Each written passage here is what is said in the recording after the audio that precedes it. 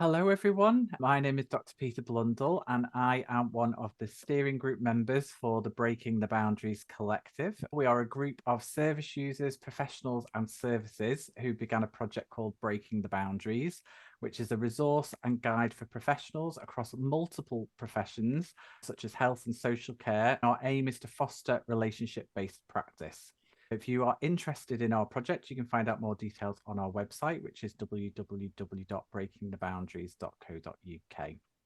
One of the main people from our steering group is Dr. Lisa Cherry, who initiated the start of this project. So I thought it was important just to mention her. She is an author, researcher, and a leading international trainer and consultant specializing in assisting schools, services, and systems to create change that supports working with the legacy of. And whilst Lisa can't be here, I am joined by my co-host, Danica Darley. Danny is a doctoral researcher examining the experiences of children in care who have faced criminal exploitation. And prior to returning to university in 2017, Danica worked with children in care, care leavers, and young people at risk of being drawn into the criminal justice system. And Danny is going to give us a little bit of an introduction to this event and what it is that we're trying to do. Thank you, Peter. Sophie and Patricia are joining us today, who have written a book called The Flying Child, a cautionary fairy tale for adults. And we're here to hear them, to talk to them today about the book that they've written. And we've got some questions that we're going to go through, but I thought it would be worthwhile just starting off by reading a little bit of an introduction about the book, and then just a little bit of information about Sophie and Patricia themselves, and then we'll come on to some questions that we've got prepared to go into a little bit more about what we enjoyed about the book, why we found it fascinating, and why we thought it was really important that we were able to speak to you as part of the Breaking the Boundaries Collective, because there's so much within your work that speaks to the work that we're doing as a collective, and it seemed sort of a good opportunity for us to draw those things together.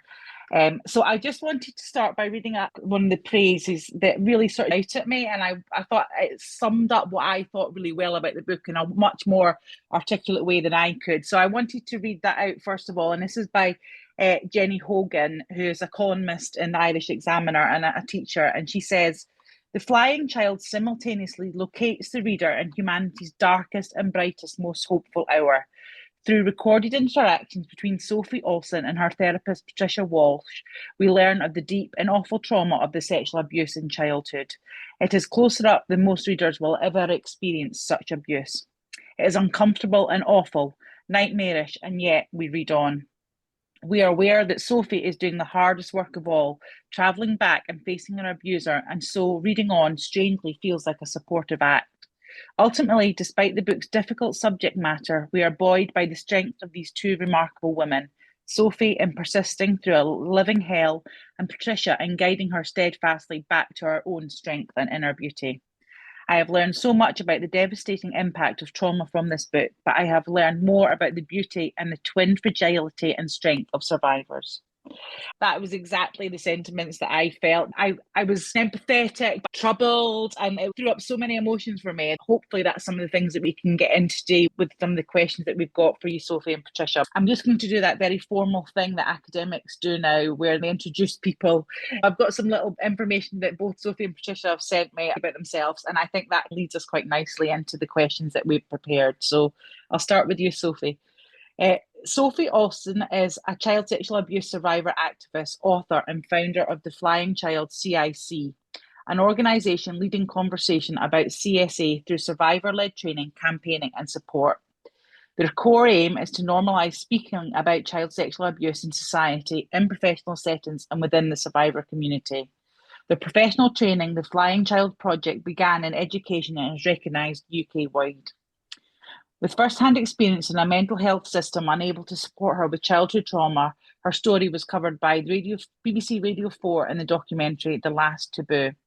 Reimagines the societal responses to CSA and is co-authored by her therapist, Patricia Walsh. So Sophie says she's a mum of 4 children, and when she can find spare time, she writes poetry and likes to crochet.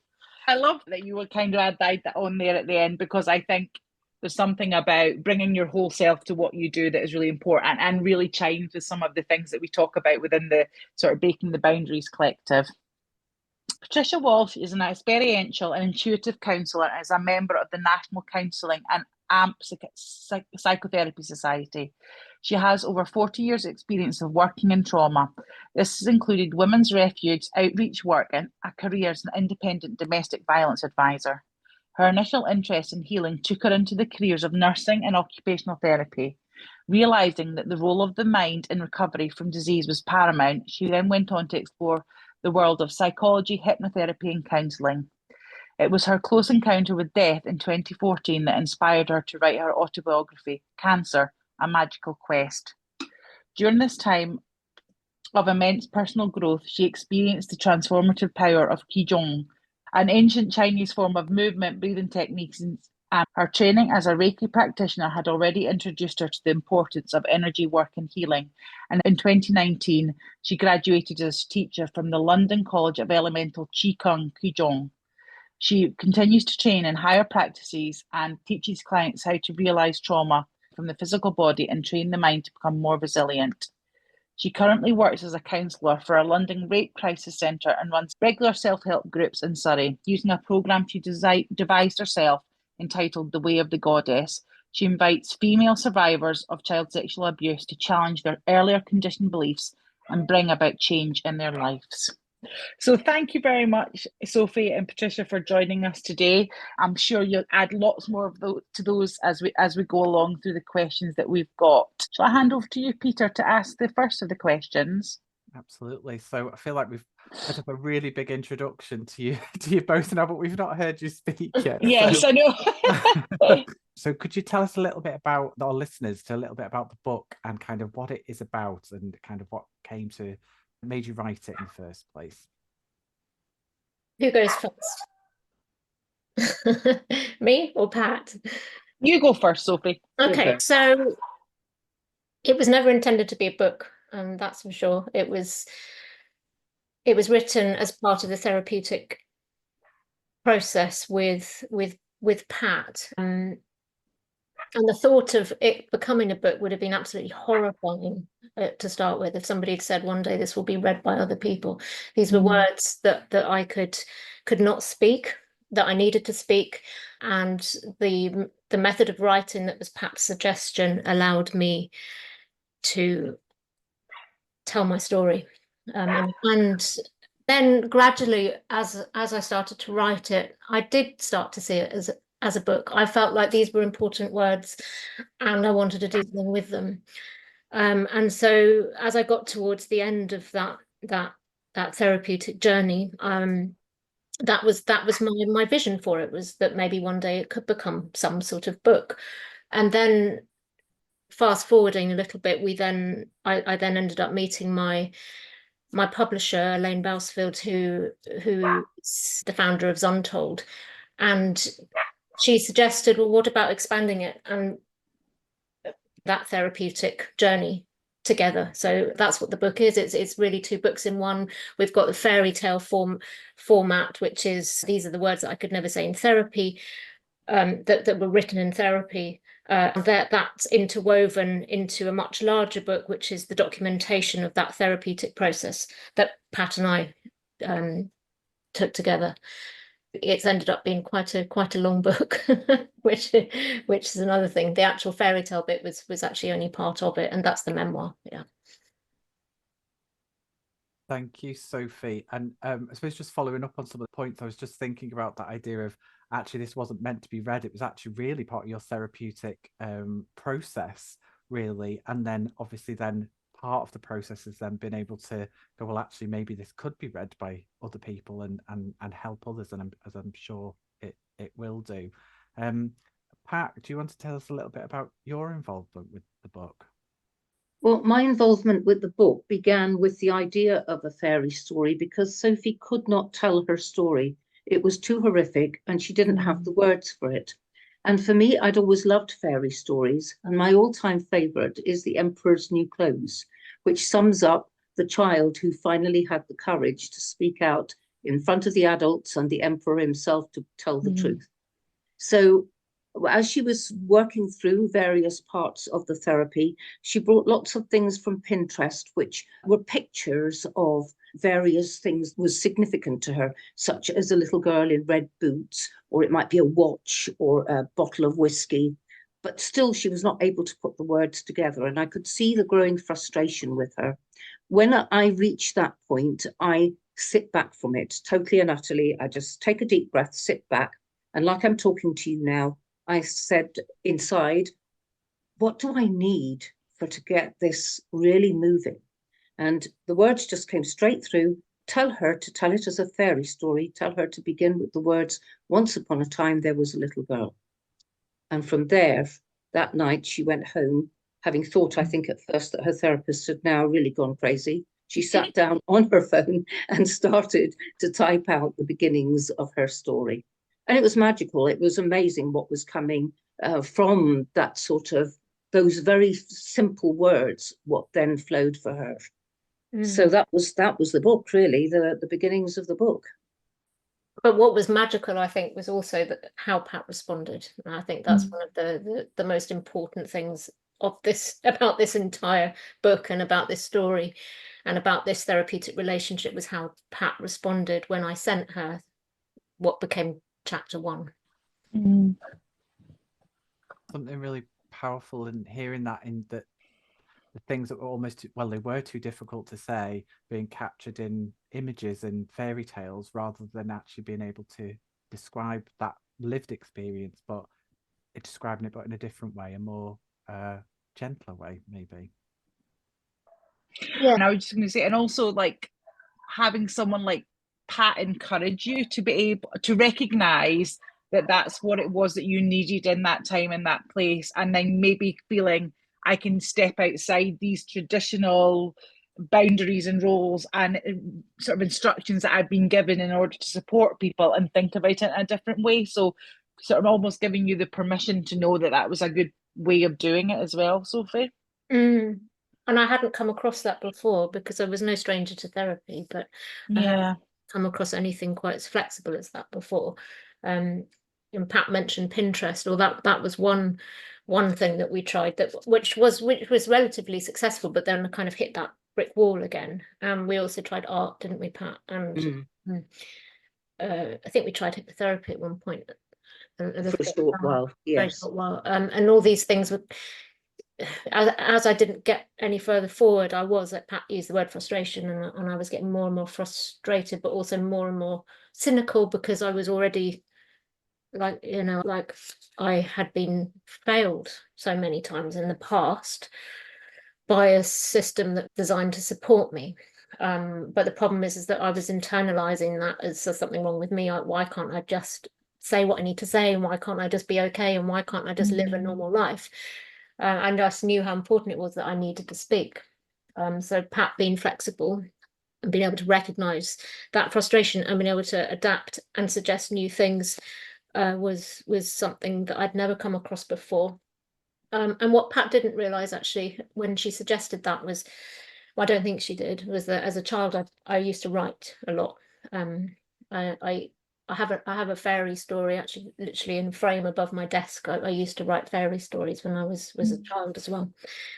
So for me, it was not something that I would have come up with, because that side of me I'd totally shut down. I wouldn't say I was writing at that point in my life very much.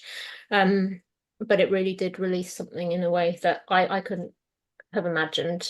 Yeah, when Pat said it, I just thought, oh, no, it's not going to work. But it did.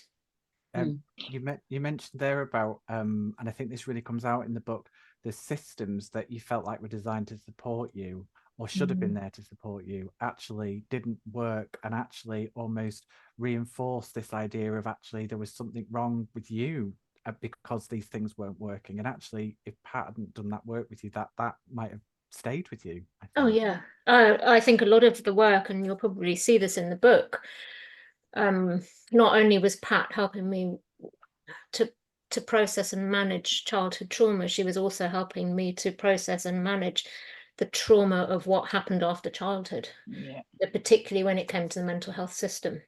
It was a system that I went into quite relatively later in life, 29, 30 years old. I totally managed to hide and pretend everything was fine up until that point. But it was a system that I I went into, because that's kind of where you end up when you reach out for help, you know, all these mental health messages that come through, reach out, it's okay to not be okay, you're not alone. So, okay, I went, eventually spoke to a GP.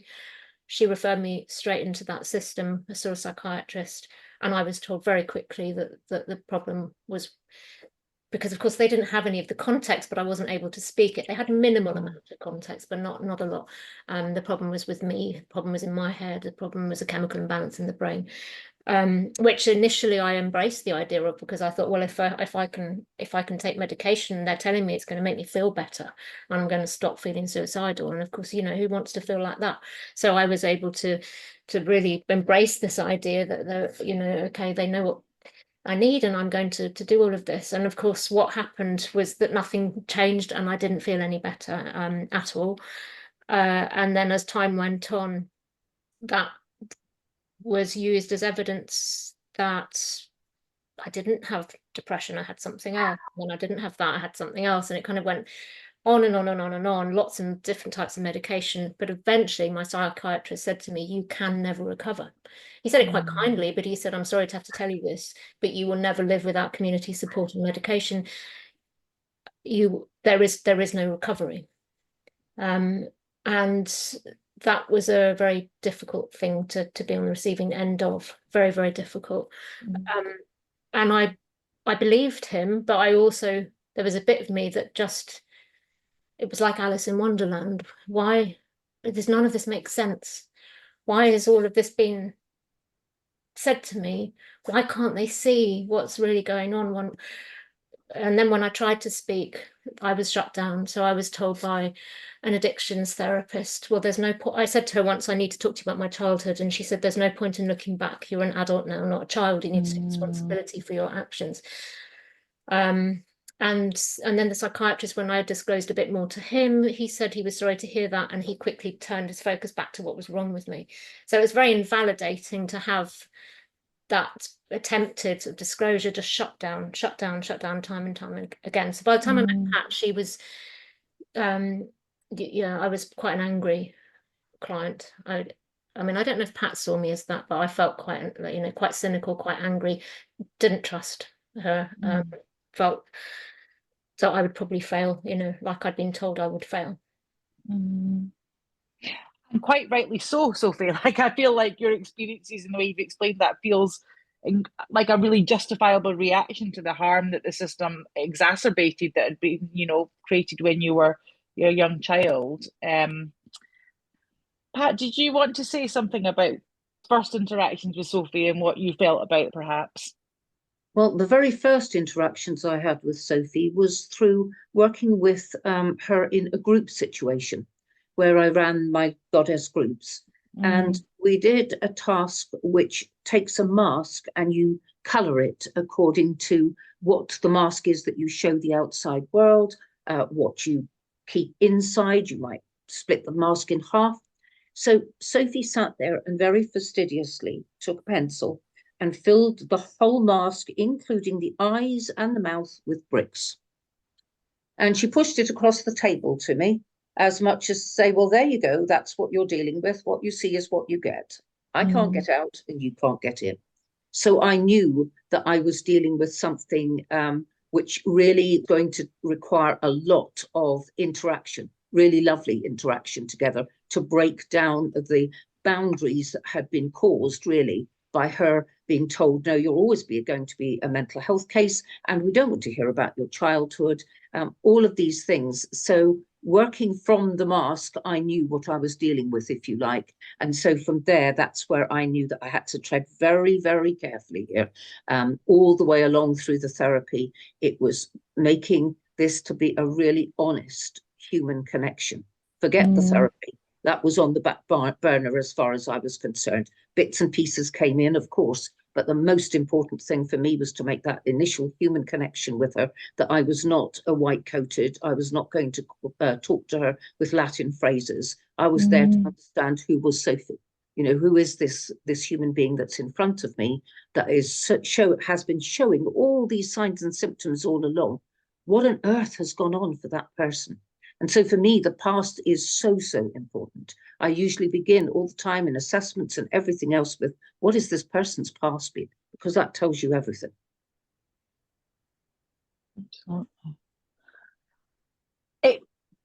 What is so lovely hearing you talk today, and what comes across wonderfully in the book, is the relationship that you two have sort of developed from the beginning, and you still have today. So the writing of the book was obviously a process that you went through together.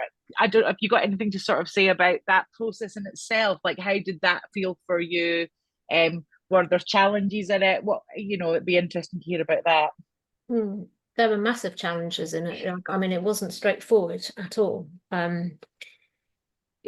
What happens is that once you start to look at all of this stuff, things actually feel worse for a time. And that I think is pretty apparent in the book, that it was, a step forward and then a step back, and 2 steps forward and 3 steps back, and it was just that it wasn't a straight line. It wasn't a linear process at all. And it was interesting because when I'd been in a psychiatric hospital, any time that things started to come to the surface, so maybe in the form of flashbacks or really difficult times at night times and things like that, the automatic response was for it to be shut down. So it would be, literally shut down. You'd be sedated. If you ever got distressed, you'd be sedated, at times forcibly so. It was quite difficult for me to trust Pat in a way that I could communicate when things were getting really bad. I had this absolute fear of losing autonomy again. I had an absolute fear of being sent back into the system again. I didn't think I would survive it. I don't think I would if I went back in. It was really, really traumatic for me. So being able to communicate with Pat but communicate honestly, and to say, this is how I'm feeling, and this is what I'm doing to survive this. Now what? What are you going to do, Pat? So it's a bit of that took quite a lot of trust. It's fascinating now to sort of be through the other side and to think, wow, Pat really managed that in a way that felt so safe for me. And I mean, you can hear from Pat how it felt for her, but it can't have been easy, and I'm recognizing that it can't have been easy for Pat. The judgments and judgment calls that are made, and but if she hadn't worked in that way, I would have ended up back in that system, and I wouldn't be sitting here today in front of you, and there's a high chance I wouldn't be alive. That's what it comes down to. This type of working as a human first and a therapist second, or human first and client second. It saves lives, it changes lives if it can be done well, and it can be done safely. I think the book is a very good illustration of, well, I hope it is. How did you come to that way of working? So you talk in the book, there's conversation, it's described where you kind of working out of hours, and you were bringing your whole to the work. Like, Sophie was messaging you when she really needed a response, and it would be like really late at night and things like that. But Sophie felt like she could do that because she was going to get the response and the support that she needed. And what kind of brought you to that way of working, and that understanding of, recognizing that you had a person in front of you that you were trying to work with, and that didn't finish at 5 o'clock in the evening in the way that so many services do? Yeah, it was through working in services that did exactly that, the 1 hour slot once a week. And it just simply doesn't work for people. How can you contain all that for the next week?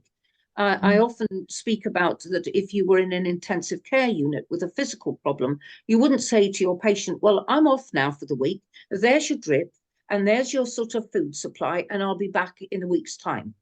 you've got a team around that patient in order to bring them through. And I've never seen issues such as recovering from trauma any different. You need to have, ideally, not just a me, you need a team around that person and somewhere they can go safely and they can talk all this stuff through. I knew that that's what was needed, but I was never given the opportunity in the confines of the mental health services, which I'd worked in other organizations, and I knew it didn't work. And fortunately, with Sophie, I had the opportunity to work with her as a totally independent client. And I thought, this is my chance now. This is really my chance to see what could be done if you worked the way that I'd always wanted to do. So yes, the messages, I answered her very first email about the very first chapter of the book straight away, because I knew that it was going to be important that I give a response very, very fast, that yes, I am not rejecting you. I'm not saying that this is no good. I'm saying just keep on going with the writing. It didn't require very much. And I'm quite a late night worker anyway, so it wasn't too much of a problem to be picking these things up. And WhatsApp messages, they're amazing because you can instantly contact that person without having to sit there and type all this email stuff out. We did send emails too, but WhatsApp was such a good way that when she was feeling really low or whatever, we were instantly in touch with each other. But to look at what might have been looked as risky practice, I don't actually call it risky practice, because what she dreaded was that I might phone the crisis team. And we were going, I liken it, how my feeling was going up a mountainside with her. Okay, and I was the Sherpa and I was taking her up and showing her where to put her foot. And if I had for once changed the way that I was working with her and finished up calling the crisis team, it would have been over. She would have gone back into that system. And my fear was that she would take her life because she'd already done all of this. So for me, it was more risky to call the crisis team, to ask her to go back into the mental health service than to keep going the way that we did. But there was always somebody to pick up the pieces if we needed to. For example, Sophie's husband was there. I did one night actually phone him with her permission, and he came out and collected her. And the mental health team was there if she wanted it. I did suggest sometimes, do you think this is what you need? Do you need your psychiatrist from old that can pick up, your story again, and you can maybe talk to her a bit better now? But she also knew that if she went back into that again, it was done. So it was, I won't pretend it wasn't tricky therapy, but I've done it a lot since with other clients, and it works. It works to be there for them. So that's really interesting. And I think reading the book and also listening to both of your experiences of that, you can hear that so many different boundaries have been broken. I mean, even the very fact that the book's been published itself is breaking a boundary in a way. Also, I was wondering, I suppose, both of your experiences of boundaries over the years and how that has evolved and developed. I suppose the positives of breaking the boundaries, but also was there other difficulties in there as well when maybe you felt like they needed to be reaffirmed? Maybe, I don't know. Well, I can answer this actually as somebody who's worked with Pat, but also with other people who I would feel, other professionals who have crossed boundaries, but for a very different reason, that has felt risky and has felt unsafe. And I would say the difference is that those boundaries were crossed for the benefit of the therapist rather than for the benefit of the client. One person that I worked with was actually fired for her way of working with me. So I've experienced a totally different form of breaking the boundary. So I can really identify the difference, and the way that Pat worked with me was so safe. It just felt very, very safe. And it was for the benefit of me, and that was very clear. So we're quite, I think both of us would say this book is not intended to be a step-by-step how to work with survivors of child sexual abuse. It's not intended to be a guide. And one of the reasons, I mean, you could make the comparison to the term trauma informed. Can you ever be fully trauma informed? Well, maybe you can't, because everybody's different. Every single person is different. How Pat worked with me worked for me, but Pat won't work in exactly the same way, I'm sure, with every single person, because they will have their own individual needs. So what does that person need from Pat? And I also think that you absolutely have to have your own support around you. I mean, Pat would be able to tell you more about that in terms of how she felt able to work in that way. Is that something that you'd say to somebody who's just recently qualified, for example, who perhaps has trauma that they haven't had the chance to process themselves, for example? So when I tell a story, or if I'm using it in a training space, I will say, I will say to people, what I want you to do is to try and identify parts of it that you do feel, maybe I could do a little bit of that, and I could do a little bit of this, but not to try and recreate the entire thing. And what it always comes down to, if we strip it back, what is it that Pat was able to offer me that other people couldn't? Well, really, it's empathy. It was time. It was being able to see beyond the labels, actually, which was a really important one for me. And again, that wouldn't be for everybody, but for me it was really important that I had somebody who was able to sort of see beyond that, because a lot of the positives of this therapy was Pat being able to encourage me to see a life beyond, and I could never see a life beyond. I didn't have a purpose in life. I remember she would say to me, what is your, I think, Pat, you said, who are you, or what's your purpose? And I would say, well, I'm a mother. Isn't that enough? And she would say, yeah. You would say something like, well, of course, but your children will grow up and they won't need you in quite the same way that they need you right now. It was never sort of judgmental. I never felt judged by Pat. It was just a very gentle kind of pushing me out of my comfort zone. And then she'd say, well, and then what then? Who are you? Who's Sophie? And it would make me quite angry and quite fearful, because I had no idea, absolutely no idea. And I would say, well, it's too late. It's too late. I was thrown out of university and I don't have a degree and I can't even get. She said, what do you want to do? And I'd say, well, I can't. Nobody's going to give me a job. I can't do anything. So it's irrelevant.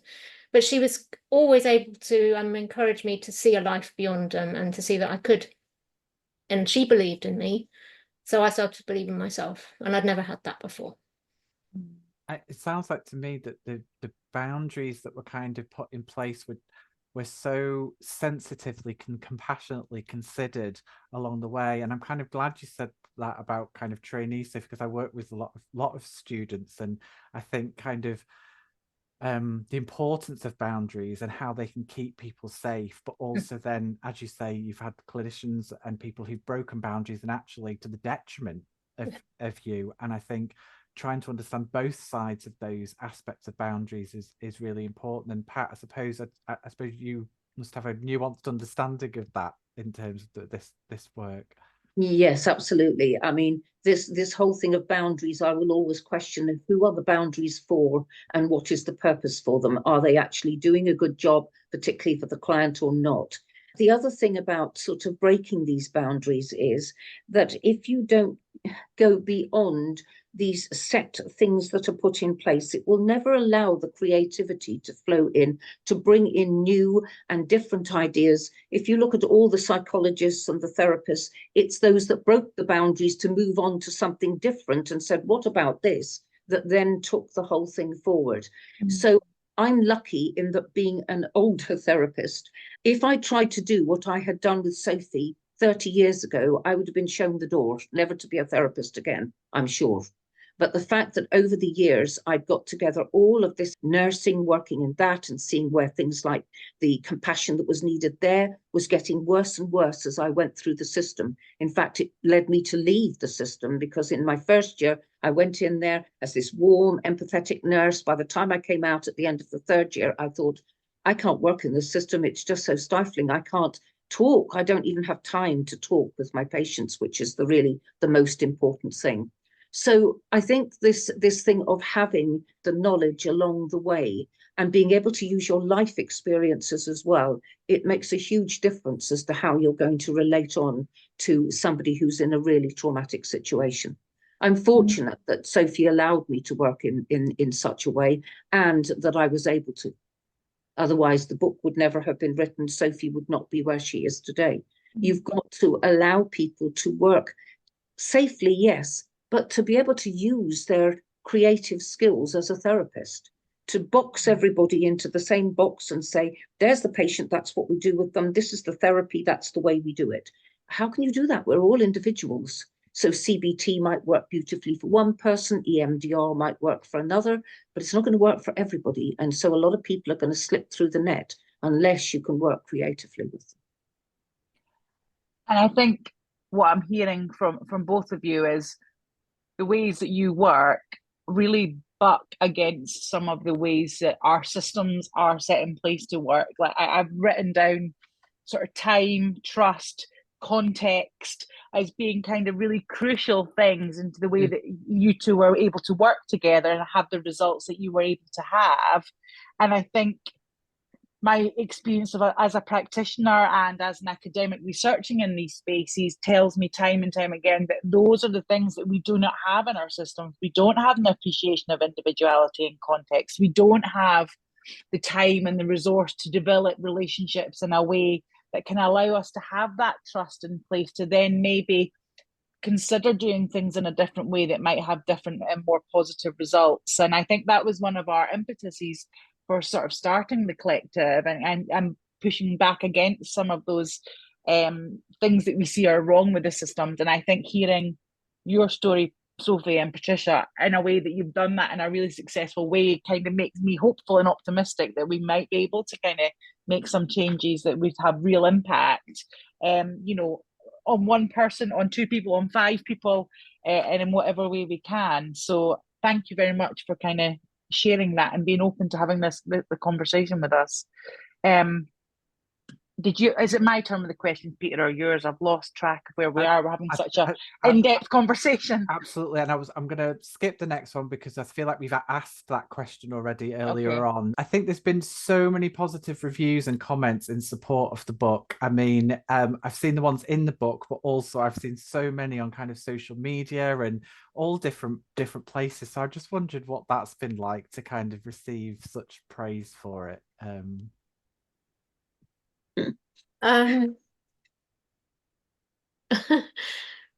My husband was watching me whenever there's a positive review, I copy and paste it and I just start to use it for marketing. And he was watching me and he went, "You do realise they're actually saying this about the book and about you and about Pat, and you know." And he said, "Do you actually believe it?" And I went, I don't know. Maybe they just feel sorry for me, or maybe they're just nice." So yeah, there's a bit of me that feels slightly detached from it, and there's another bit of me that is holding my breath all the time, just not sure. It's publishing it was not straightforward at all. I didn't know what to expect. I just didn't know what to expect, both professionally and personally. So there's a bit of still holding my breath, just waiting. So I'm gradually sort of relaxing, and every single review, it's amazing that people take the time to do it, and people take the time to then send me private messages. I get a lot of private messages through social media. I really appreciate those. Being able to just maybe be somebody in the moment for someone else who's struggling, and to perhaps signpost people as well. And you know, I just remember being that person and how terribly lonely and awful it is. So that's really good. But we didn't know how it was going to land with therapists and things like that. I'm really overwhelmed by how positively it's been received. Pat, you probably got more to say on that side of things. I was really surprised at the reviews. I expected the boundaries to be the first thing that would be raised. How could anybody positively work like this? So it was really pleasantly surprising, because I'd already kind of made a contingency plan, if you like, if this was going to be such a difficult thing for therapists to digest. I was already working my way to what would retirement be like with my dog across the fields, and sort of sitting back and just kind of closing the doors quietly on all of this. So it was really a very pleasant surprise to see that this was going on. And I'm heartened by it now, because I feel this change that needs to go on, there is the possibility of it. There is that chance again to relate to people as human beings. And that's all that's really needed. You know, sitting down with somebody with a cup of tea or whatever, and talking, even maybe having a little chat about your own life and the dog that you have and all of these things. It makes you human. It then warms the person to you so that you can get the very best out of them. You can get really what's going on. So listening to the fact that these are positive reviews on it makes that whole difficulty and the worries, I think, that we both had, Sophie, about taking this book out to the outside world. It wasn't without its kind of, are we doing the right thing feeling? You know, what will become of this? Will it set everything back to square one again? So yeah, for me, it's given me the courage to go on now and do the next part of my work that I want to do, which is to work with physical trauma and show people too can be released without having to do medication and all of these things. So yeah, I'm pleased. It's helped me a lot to see those reviews, because it's given me the courage to go on and do the next bit.